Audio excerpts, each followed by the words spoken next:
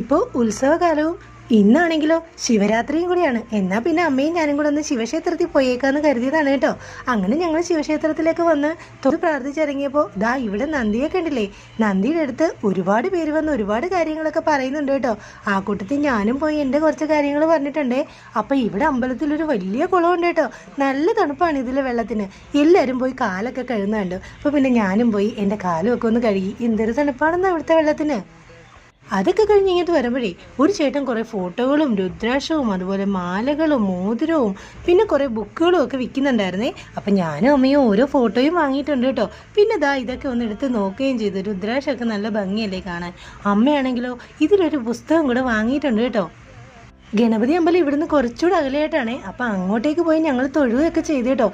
അപ്പം അമ്മ പറഞ്ഞു കുറച്ച് നേരം എവിടെയെങ്കിലും ഒന്ന് ഇരിക്കാമെന്ന് പറഞ്ഞു കേട്ടോ. പ്രായം കൂടുമ്പോൾ നമുക്ക് ഇരിക്കാനൊക്കെ തോന്നുമല്ലോ കുറച്ച് നടന്നു കഴിയുമ്പോഴേ. അങ്ങനെ അമ്മേനെയും കൊണ്ട് ഞാൻ രാവിലെ ചവിട്ടി വന്നിരുന്നതാണ് കേട്ടോ.